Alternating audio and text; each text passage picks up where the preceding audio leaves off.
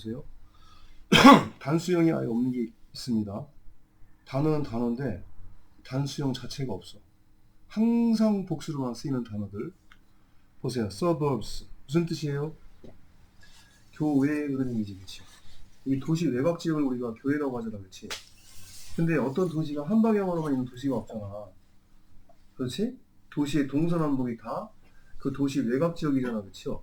어쩔 수 없이 복수일 수밖에 없죠. 그래서 교외를 나타내주는 suburbs, 항상 복수형밖에 없다. 미즐리즈, 홍역이지요? 이건 여러 가지 세균들에 의해서 생기는 질병이다. 그런 개념이고, 빌리언스, 당구. 공 하나가 당구 치는 거 없잖아요. 당구 무조건 공이 2개 이상 있어야 되기 때문에. means, 아까 우리 mean의 뜻이 많다고 그랬지, 그쵸? 수단, 뭐 의미하다, 비열한, 중간에. 복수형으로 쓰일 때는 유일하게 재산이라는 뜻을 나타내주는 거예요. 그 다음에 belongings, belong 자체가 어디 속하다 그런 얘기죠. 동사지요. 동사에 s가 들어간 거 보기도 굉장히 쉽지가 않아요. 그렇죠? 얘는 이제 동사에 s가 들어간 형태를 띠고 있는데 소유물이라는 뜻을 나타내준다. 그걸 잘 기억하고 있으라는 얘기입니다. 2번이 조금 어렵죠. 가끔 가다가 나올 때 2번이 어려운데 2번은 지금 뭐냐면요, 이중소유격에 대한 얘기입니다. 이중소유격 무슨 얘기냐면 소유격 뒤에 this나 that 또는 any, no, another, this나 that, any, no, another, many, some 이런 단어들이 나올 수가 없다는 거예요. 근데 문제는 뭐냐면 이런 단어들은 소유격 뒤에도 못 나올 뿐만 아니라 어디에도 못 나와요? 소유격의 앞에도 못 나온다. 소유격의 앞에도 못 나온다. 무슨 얘기인지 이해됐어요? 근데 이거 되게 많이 틀립니다. 거기 예문이 나왔는데 my father's this camera, 이거 보세요. My father's this camera는 아니 우리 아버지의 이 카메라 이거 되잖아요. 근데 지금 여기 보니까 뭐야? 이게 소유격이지. 소유격 뒤에 뭐 못 나온다 그랬어요? this 못 나온다 그랬죠? 이게 안 된다는 거예요. 그 다음에 또 그럼 이렇게 써보면 어떨까요? This my father's camera. 이 우리 아빠의 카메라는요, 이렇게도 써놓으면 그냥 나와 있는 대로 해석할 때 무슨 말인지 우리는 이해하잖아. 원체 언어 능력이 뛰어난 민족이니까. 근데 여기도 지금 my라는 소유격이 있는데 this 나왔잖아요. 이런 식으로 표현하면 안 된다는 거예요. 이중 소유격이 안 되는 게 있다는 거야. 그럼 이거 어떻게 표시해야 돼요? this camera of my fathers. 이렇게 좀 되는 거지. of my fathers. 우리 아버지의 이 카메라. 이런 식으로 표현을 해야 된다는 거예요. 얘네들이 아마 이런 식으로 썼다가 많이 당했나 봐요. 이중소유격을 썼다가 야 이게 소속이 어딘 거야? 해가지고 무지 싸웠었나 봐요. 소속을 나타내주는 문제에 대해서 이중 소유가 안 되게끔 언어 자체를 이렇게 분리시켜놨다. 그 정도 여러분들이 이해하면 됩니다. 거기 39페이지에는요. 4번 같은 경우는 수동태로 바뀔 때 of 쓰는 경우, from 쓰는 경우, in 쓰는 경우, into 쓰는 경우 한번 했었지, 그쵸? 그건 뭐 지금 할 건 아니고요. 자, 그 다음에 우리가 또 이거 좀 봅시다. 이것도 중학교 과정에서 다 배우는 건데 아까 우리가 물질명사, 고유명사, 추상명사는 복성이 없다고 그랬지? 근데 우리가 물질 세계에 살고 있는데 물질들에 대한 수량화를 시키지 않을 수가 없잖아요. 근데 물질 그 자체만 갖고 얘기할 때는 물 하나 주세요, 2개 주세요 그런 말 쓸 수 있어요? 지금은 가능합니다. 편의점 가서 생수 하나 주세요 이렇게 쓸 수가 있잖아요. 지금은 쓸 수가 있는데 물질명사를 우리가 수량을 나타낼 때 지금은 어떻게 나타내준다고? 그 물질명사 자체는 복수형이 없으니까 그 물질명사에 관련된 단위가 있잖아. 단위. 그 단위의 복수형을 써서 물질명사의 복수형을 표시한다. 그렇게 이해하면 됩니다. 다른 것들은 여러분들 다 중학교에서 배웠던 거고요. 여기서 우리가 한두 가지만 얘기하자면은 비누 같은 경우 얘기할 때요. 이렇게 얘기합니다.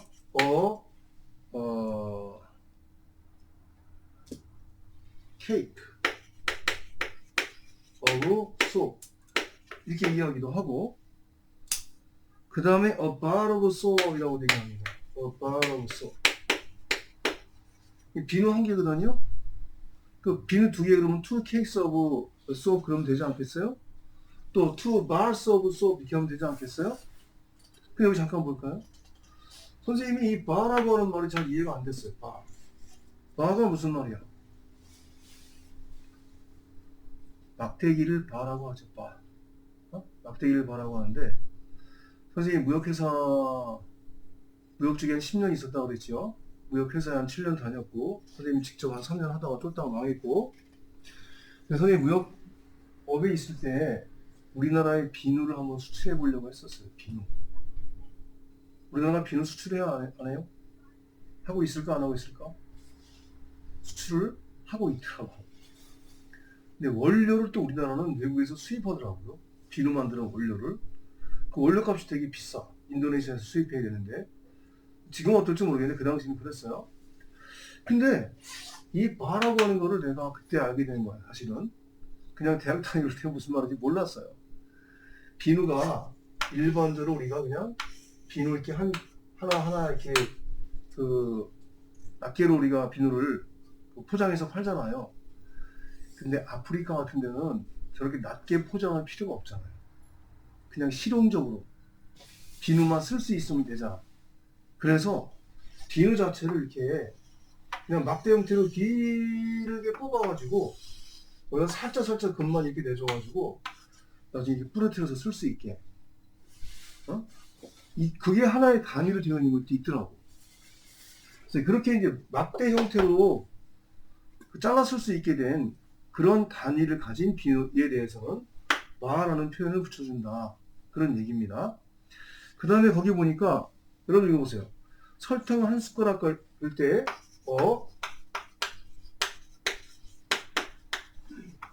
스푼 오브 슈가 이렇게 합니까? 여러분 설탕 한 숟가락 그러면 이렇게 숟가락이 있을 때 요거 싹 자른 게 한 숟가락이야? 이렇게 수북히 쌓인 게 한 숟가락이야? 티스푼으로 설탕 한 스푼을 할 때 어떤 게 한 숟가락이에요? 응? 선생님이 초등학교 다닐 때 동네에서 쌀을 사 먹잖아요. 이제 엄마가 야, 저기 가서 쌀 한 대만 사와, 뭐 두 대만 사와, 뭐 이런 적이 있었습니다. 그때는 상점 앞에 이만한 가마떼기 위에 쌀 이렇게 수북히 싸놓고 쌀 사러 온 사람한테 쌀을 한 대, 두 대 이렇게 팔았어요. 근데 한 대, 두 대 할 때 그 대가 뭐냐면 이런 나무 그 상자가 있어요. 이건 나무 상자. 그래갖고 여기다가 쌀을 담아가지고 막대기로요 싹 썰어요. 싹 이렇게 쌀이 수북히 쌓일 거야 이렇게, 쌓이지 않게 싹 썰어. 그게 한 대야, 한 대. 근데 그 당시에도 어떤 사람들이 여기 밑바닥에다가 또 판자를 깔아가지고 실제로는 한 대가 안 되게 팔아가지고 정량을 속이는 것도 걸리고 막 그런 뉴스를 들어본 적이 있어요. 이런 것들은 이렇게 위에 싹 깔잖아, 그치? 야, 근데 티스푼으로 설탕 한 숟가락 보라 이렇게 할 때, 야, 티스푼에서 이렇게 퍼올린 그 설탕을 언제 이걸 다 깎고 있냐? 그래서 한 숟가락에 이런 말 할 때는 스푼이 아니라 이거 어떻게 된다고? 스푼풀을 써준다. 스푼풀. 이게 맞다. 이게 다 채워진 게 한 숟가락이다. 이런 개념을 정도 살짝 건드리고 하면 되는 거고요. 그 다음에 우리가 이제 빵이 있습니다. 빵. 브레드. 근데 빵도 piece of bread. 피스라는 개념이 있고요. 그 다음에 또 무슨 개념이 있어요? 이 빵 나온 거 보면 slice of bread loaf of bread 이렇게 나와 있지, 그렇죠? 이것도 이제 빵이 되게 종류가 많다 보니까 각각의 빵의 단위도 좀 많아졌던 거죠. 빵도 우리가 그냥 무슨 이렇게 단팥빵 같은 거 하나씩 파는 거 있잖아. 우리 지금 현재 이렇게 편의점 같은 데 가면 그런 빵의 단위는 그냥 피스를 써주면 되는 거예요. 어? 빵 2개만 사 그러면 2 pieces of bread지요. 2 breads 이런 표현은 안 쓰지요. 지금 다 귀찮아. 다 아는데 뭘 굳이 이렇게 단위를 써야 되나? 그런 생각이 드는데, 슬라이스는 어떤 빵이야? 슬라이스는 식빵 얘기하는 거야. 식빵 이렇게 썰은 거, 이렇게 썰은 식빵 중에서 요거 하나를 우리가 슬라이스라고 얘기하는 거다. 로프라고 하는 건 뭐예요? 빵 중에 무슨 전복빵이라고 있잖아요. 뜯어먹는 거, 뜯어먹는 빵에서 한쪽을 뜯었을 때의 그 한 덩어리를 로프라고 얘기한다 이거죠. 물질 명사는 물질 그 자체는 복수형을 쓸 수 없지만 단위를 이용해서 이 단위에다가 복수형을 써가지고 비누 2개에 그러면 2 case of soap, 2 bars of soap 이런 식으로 이제 우리가 복수형을 쓸 수가 있다 그런 얘기죠. 다른 것들은 다 그냥 외우면 되는 거라 별거 아니고요. 그 다음에 40페이지에 가서 40페이지에 가서 하나만 간단하게, 이것도 그 전에 선생님이 특강할 때 설명했던 건데 간단하게 설명하고 오늘 수업 마칠게요. 여기 지금 몇 번 나와 있어요? 물주 구문에서 12번 나와 있지, 그렇죠? 12번에 보니까 물주 구문의 해석이라고 나와 있습니다. 여기 이제 물주 구문이라고 하는 게 무슨 말이에요? 무생물이 주어로 나왔을 때의 해석을 이야기하는 거거든요. 사실 영어에서 사람이 아니라 무생물이 주어져 나오는 걸 별로 안 좋아해요. 예를 들어 갖고 보세요. 우리가 어떤 상점을 갔잖아. 근데 상점 가가지고 아줌마 라면 어디 있어? 이렇게 물어볼 때 이렇게 얘기하고 싶죠. Where's the 라면? 이렇게 얘기하면 될 것 같잖아, 그렇지? 근데 그렇게 안 한다는 거예요, 영어 쓰는 사람들은. 뭐라고 그래요? Where do you have the 라면? 사람을 주어로 쓰려고 한다 이거지. Where do you have the 라면? 이렇게. 뭔 얘기인지 알겠죠? 자, 그래서 무생물이 주어져 나왔을 때 우리나라 말로 해석을 할 때 되게 조심해야 될 게 있다 이겁니다. 자, 여기 보세요. 첫 번째, 무생물이 주어가 나왔어요. 근데 무슨 동사들이 나왔어. 뒤에 사람이 나왔어요. 뒤에 투부정사 나왔어. 그러면 이런 것들은요, 이 동사를 하나하나 다 사실 해석할 필요가 없다는 거예요. 우리가 주어를 은는 이가로 해석하는데 이런 경우에는 이 주어를 뭐로 해석한다고? 이유로 해석한다는 거지. 이유. 요거 때문에 사람이 B를 한다. A 때문에, 주어 때문에 사람, A라고 하는 사람이 B를 한다라고 해석하면 된다. 거기 나와 있는 예문 뭐가 있어요? 봅시다. 예. His wealth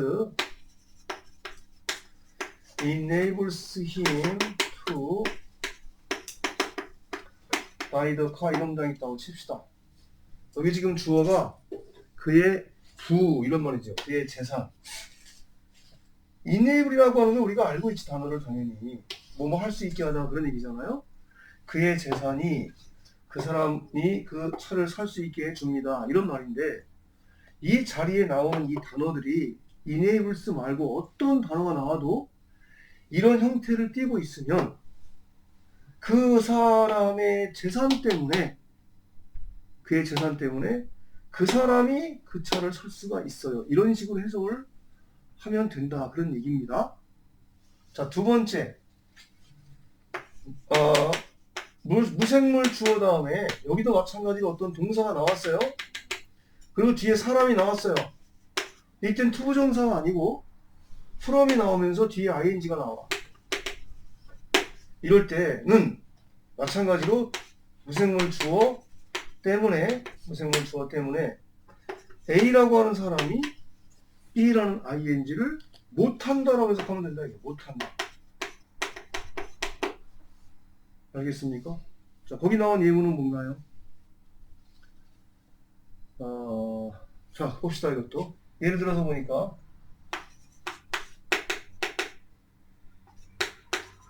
illness,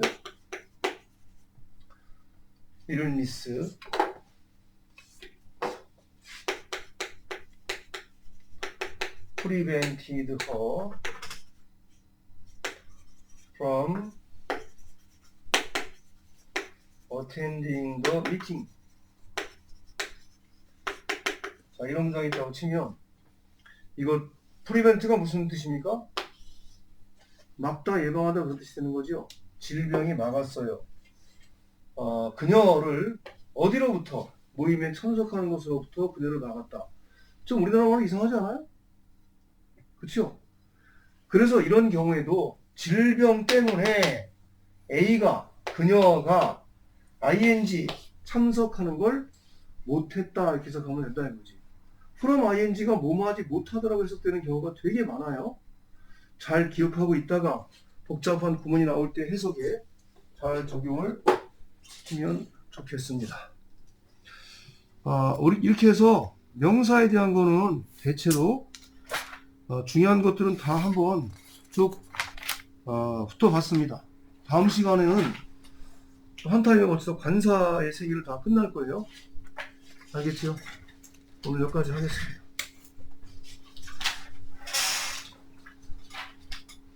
또 간단하게 필기할 것 좀 하고 수업 마칩시다.